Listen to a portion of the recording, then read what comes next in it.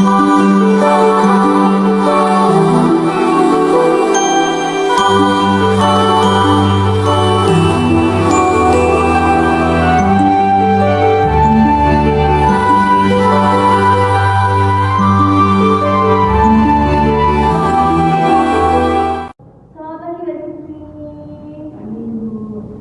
ini berarti ini yang kemarin isi form konseling ya? Iya. Oke, kemarin saya cek, oh ada Putri Sydney, terus panggilnya Sydney. Oke, Mbak Sydney. Ini Mbak Sydney langsung ke sini dari rumah atau Mbak Sydney ada kelas dan kelas itu ke sini? Alhamdulillah tadi saya langsung sibuk, jadi cuma langsung mandi terus langsung sini. Oh, langsung sini ya. Jadi emang aku tuh agak beda kelas di sini. Nggak ada, soalnya emang lagi liburan. Wah, enak ya. Rehat bisa rehat lah intinya. Memang hari libur buat teman istirahat. Seperti itu ya sih dia. Ya mungkin. Iya. Oke. Lanjut nih. Sebelumnya udah pernah mengikuti konseling?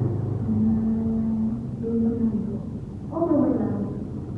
Oke, jadi sebelum kita masuk ke sisi konseling, saya mau menjelaskan sedikit tentang konseling ya Mbak ya. Jadi konseling di sini itu ada Oke Mbak Jepni, jadi proses konseling ini di mana ada konselor dan konseli. Konselor itu di mana konselor itu saya dan konseli itu Mbak Jepni. Jadi tugas saya di sini itu membantu fasilitasi Mbak Jepni untuk menyelesaikan permasalahan Mbak Jepni. Seperti itu. Bisa dipahami ya? Oke. Nah untuk ada beberapa asas ya dalam konseling ini Mbak Jepni. Ada asas keterbukaan di mana Mbak Jepni terbuka dalam bercerita nanti itu Mbak Jepni. Dan untuk di sini ada asas kerahasiaan di mana Mbak Jepni tidak perlu khawatir atau merasa takut merasa rahasianya akan bocor atau gimana karena kita dibimbing oleh PTN seperti itu ya Mbak. Dipahami? Oke, dan untuk konseling ini berkisar selama 30-40 menit. Jadi Mbak Jepni bebas untuk menceritakan apa saja yang ingin Mbak Jepni ceritakan. Nah, jikalau memang waktunya tidak mencukupi, kita bisa agendakan di lain hari gitu untuk melanjutkan sesi konseling kita pada pagi hari ini. Betul Mbak Jepni ya? Iya. Oke. Silakan Mbak Jepni menceritakan. Gimana ya, saya kan sekarang sudah semester 5 ya. Nah di semester 5 ini jurusan saya itu disuruh untuk menyelesaikan sempro. Nah itu tuh sebenarnya dikasih 3 SKS ya. Nah tapi saya merasa apa ya, sempro ini berbeda kan ya dengan mata kuliah yang lain. Jadi kayak sebenarnya sempro ini kita nggak hadir di kelas, tapi kita melakukan bimbingan untuk skripsi kita misalnya. Nah sebenarnya kan Pak, seminggu kan 3 SKS kalau di KRS seperti itu. Tapi kayak saya merasa itu kayak 5 SKS kayak berat banget gitu. Kayak bahkan lebih berat dari mata kuliah saya yang sebenarnya 4 SKS. Jadi minat usulan skripsi ini menurut saya tuh salah satu beban akademik yang berat di semester ini. Jadi karena hal tersebut kayak saya jadi kayak kehilangan semangat dalam mengerjakan itu. Bahkan itu kayak berimbas kepada mata kuliah yang lain gitu. Saya jadi kayak nggak semangat buat kerjain itu, dan akhirnya ya semua pekerjaan saya tuh terdelay. Saya melakukan ya prokrastinasi mungkinnya intinya, saya menunda-nunda bekerja itu. Kenapa? Tapi itu karena saya kehilangan semangat saya. Semangat saya karena semangat saya yang hilang karena sempro. Karena kayak saya benar-benar pusing ya, bagaimana cara harus menyelesaikan sempro ini. Karena ya emang sejatinya dosen pembimbing saya juga itu lumayan susah dihubungi gitu ya. Jadi kayak saya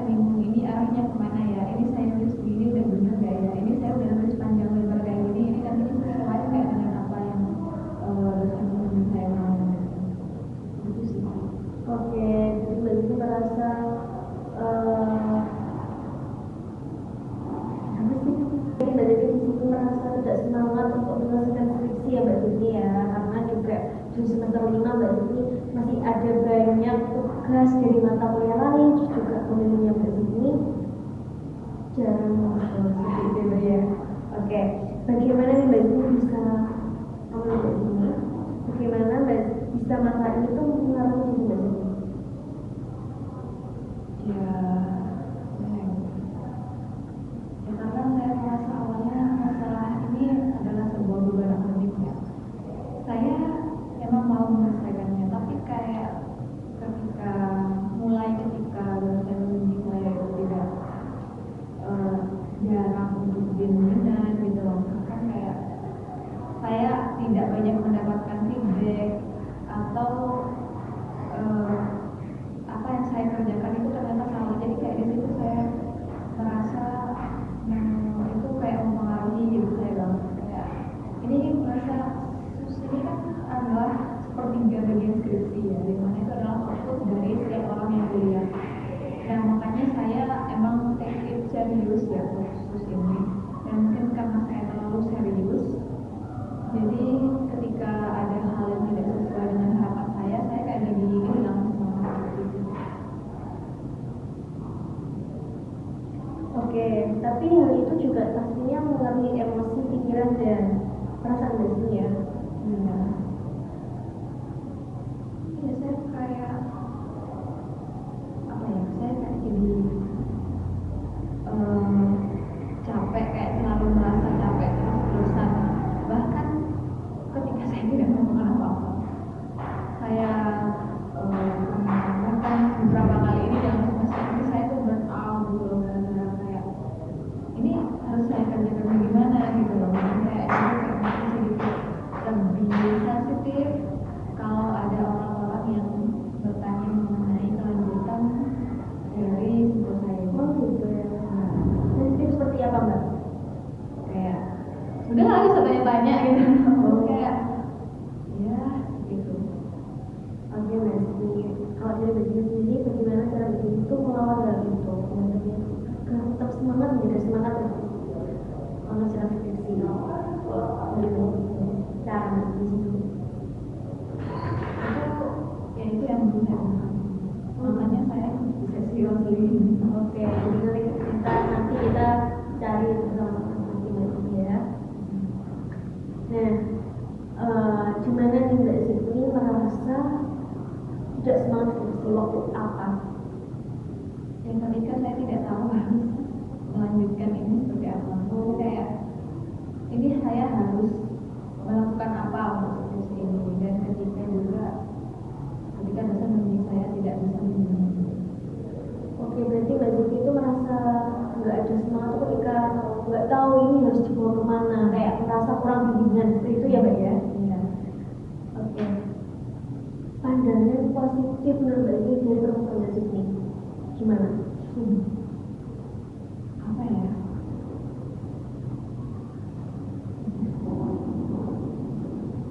Kalau pandangan positif mungkin ya dari masalah itu, dari masalah semua ini, at least meskipun kayak prosesnya susah, saya tahu kalau ketika ini selesai itu bakal bisa bikin saya punya kebahagiaan. Nanti kayak saya bisa merasa puas banget mungkin ketika saya sudah melakukan hal ini, dan ini juga kayak mungkin akan saya capai tidak lama lagi ya, karena harus selesai bulan depan. Oke, Mbak Zini, kita akan menamai permasalahan Mbak Zini ini ya. Jadi permasalahan Mbak Zini yang nggak semangat skripsi.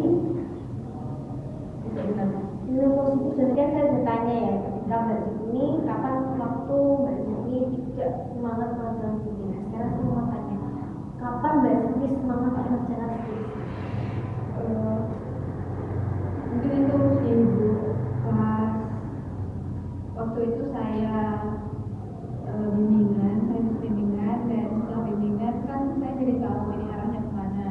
Dan ketika saya mencari, kayak sudah tahu arahnya kemana, dan juga saya bisa cari jurnal atau sumber yang bisa untuk skripsi saya. Nah di situ saya merasa semangat. Oke, jadi Mbak Zini merasa semangat ketika setelah melakukan bimbingan bersama dosen pembimbing Mbak ya.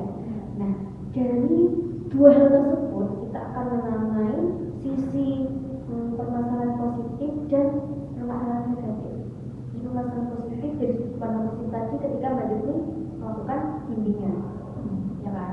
Jadi kita bisa namai contoh si Zidni si apa gitu. Terus kalau yang tidak semangat, yang negatif mungkin si tidak semangat, perasaan tidak semangat. Nah, kira-kira Mbak Zidni mau menamai apa? Ya, tidak semangat skripsi dan semangat. Oke, itu aja. Jadi perasaan semangat skripsi dan perasaan tidak semangat skripsi itu ya. Oke, jadi Mbak Zidni, jadi kita akan menuliskan harapan Mbak Zidni untuk kedepannya. Jadi tulisan ini dirancang untuk Mbak Zidni di lain waktu bisa membaca hal ini dan bisa mungkin menjadi dorongan tersendiri buat Mbak Zidni ketika Mbak Zidni agar Mbak Zidni semangat menyelesaikan seperti itu ya.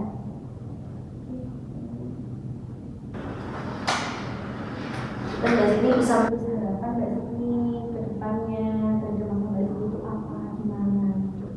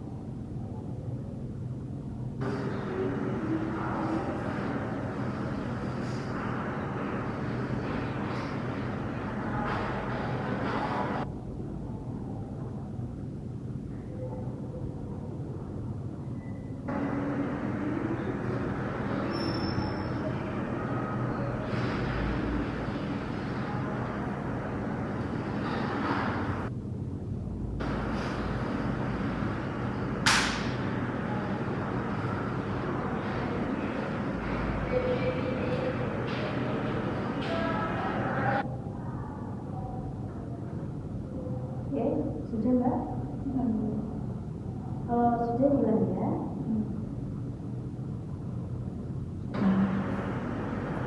Ini adik kamu yang bagian. Sudah Ibu. Oke, sudah. Sekarang Mbak Zidni bisa membacakan surat ini. Jadi saya nulis ini.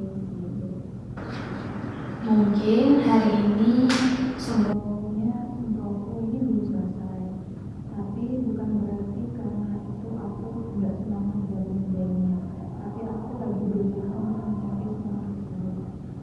Aku percaya kalau bulan depan aku pasti bisa menyelesaikan sesuatu ini dengan baik. Oke, bagus sekali ya Mbak Zidni ya. Kata-kata yang disusun itu diksinya sangat bagus. Oke, kira-kira Mbak Zidni akan memberikan kertas ini ke siapa? Harus diberikan kemana? Tidak, bisa Mbak Zidni titip sendiri boleh. Mungkin saya akan memilih sendiri. Ada yang titip sendiri ya, dan buat reminder seperti CPM, sticky note, seperti reminder untuk diri sendiri. Oke, Mbak Zidni. Kira-kira ada enggak ya orang yang selalu mendukung Mbak Zidni dari belakang? Mbak saya, Ya, ya. ya, Orang tua.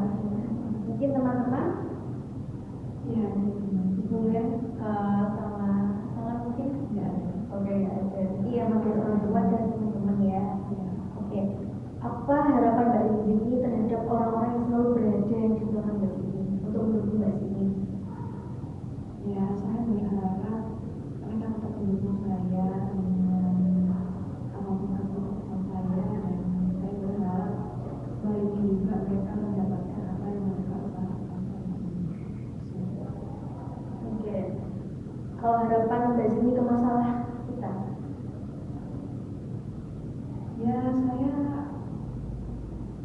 ingin masalah ini selesai. Saya ingin kembali menemukan semangat saya, di mana saya bisa mengerjakan hal ini tanpa harus memikirkan, tanpa harus menunggu saya semangat gitu.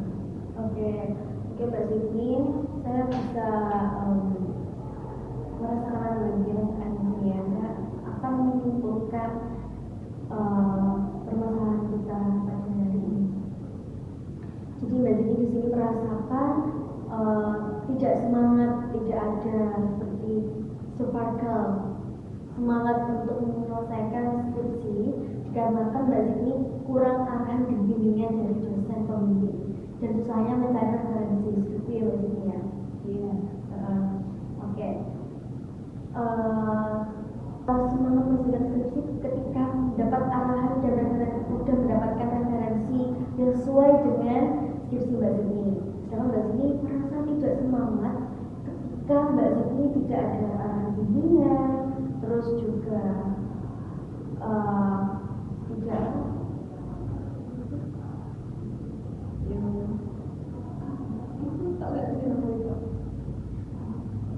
Oke, jadi Mbak Siti merasa tidak semangat ketika tidak ada arahan bimbingan, karena juga selain itu Mbak Siti harus menyelesaikan tugas-tugas yang lain karena tadi kita sudah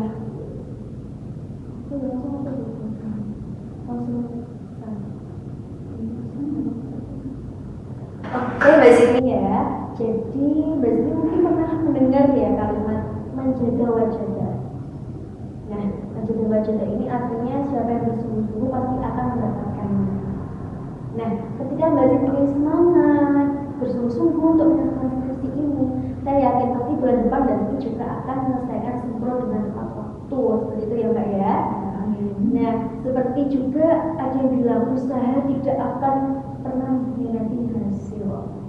Ya, pasti proses yang dibarengi dengan ikhtiar yang kuat itu pasti akan membuahkan hasil yang memuaskan juga. Seperti itu ya Mbak ya. Oke. Itu untuk pesan saya terhadap Mbak Siti. Tapi untuk pesan saya mau berterima kasih kepada Mbak Siti karena sudah meluangkan waktunya untuk saya dan untuk kita bertemu dan untuk menyelesaikan permasalahan Mbak Siti. Saya mau berterima kasih banyak dan saya mohon maaf ya Mbak Siti ketika ada kalimat atau sikap saya yang kurang nyaman di Mbak Siti, saya mohon maaf yang sebesar-besarnya. Nah, untuk karena waktu kita sudah 20 menit, jadi saya mau menutup sesi konseling ini.